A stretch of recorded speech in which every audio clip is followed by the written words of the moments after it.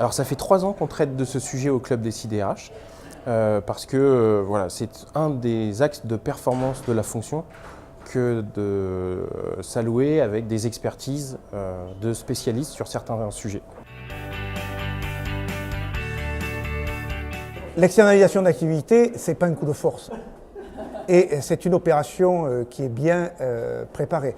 Ça se prépare dans le cadre, évidemment, le plus souvent d'une consultation avec les représentants du personnel, voire d'une négociation avec les représentants du personnel, et avec une information transparente, claire vis-à-vis des salariés.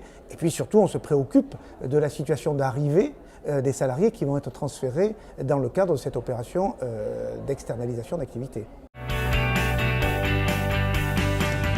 Dailymotion, c'est à peu près 200 personnes, 8 localisations différentes réparties dans le monde.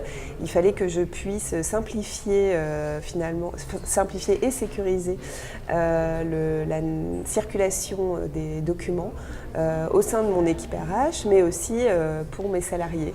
Aujourd'hui, ceux qui ont accès à un coffre-fort électronique individuel peuvent trouver tous ces documents à disposition quand ils le souhaitent. Et donc en fait, la disponibilité de l'équipe RH pour d'autres questions qui sont un peu plus consistantes est plus importante forcément. Donc ça, au bout d'un an, on a senti la différence, et nous, et les salariés.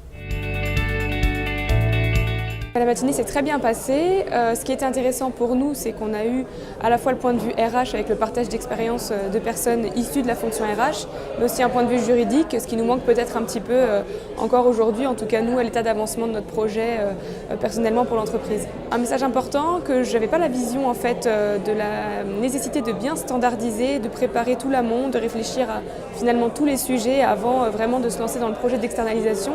C'est vrai qu'on a tendance à déjà voir la solution sans préparer en amont, et c'est le sujet que je retiens de cette matinée.